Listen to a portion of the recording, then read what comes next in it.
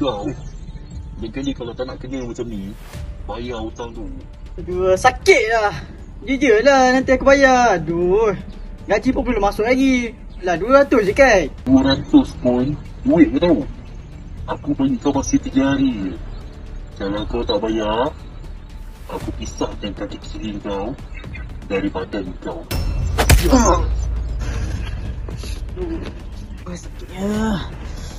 Aduh, macam mana ni? Duit aku dah tak ada sekarang ni. Gaji 2 minggu lagi.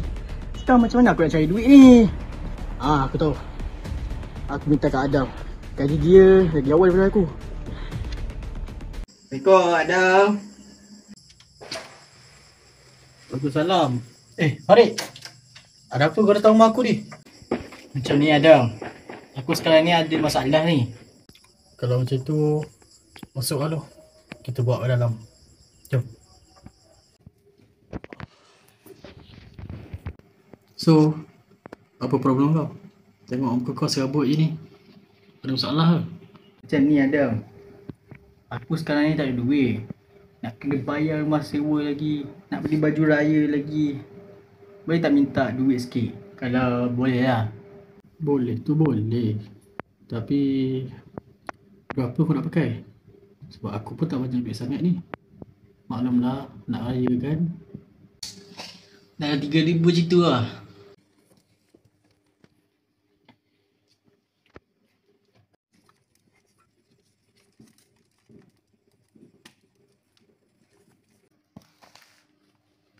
Ini je yang aku mampu. Kau selesaikanlah apa yang patut. Okay. Terima kasih Adam. Nanti aku bayar balik kat kau, tau. Aku janji. Bang, minta duit sikit bang. Gila. Nah, ambil kas hari ni pergi beli western. Terima kasih.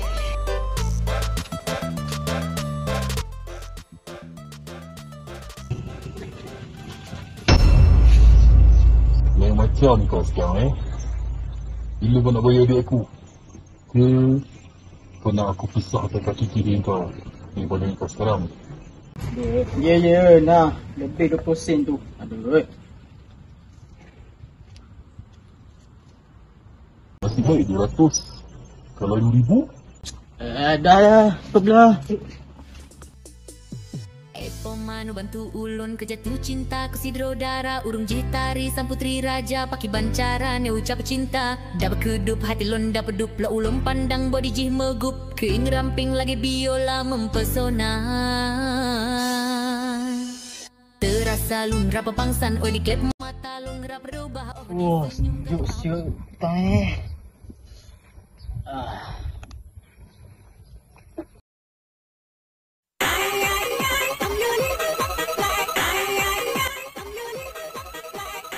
Oh, mamat lagi. Kau nak apa lah? Semak tu lah.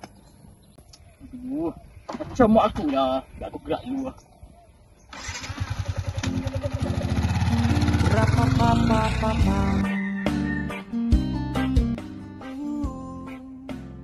Lawa motor aku ni.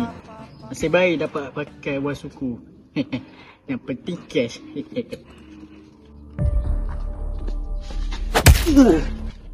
Ada apa masalah kau ni? Apa masalah aku? Kau tu apa masalah kau? Masa aku kau dulu kau gimana? Bila kau nak bayar duit aku? Bukan aku tak angkat dah. Waktu tu aku tengah busy. Busy kau cakap? Dulu waktu kau datang rumah aku dulu, ada aku cakap aku busy? Tak ada kan? Sorry lah Ada. So, hidup kau macam ni sekarang ni? Tanya lagi kan? Macam ni lah. Yang penting hidup aku tak dapat mewah dengan hasil pinjam duit orang. Mungkin kan terputus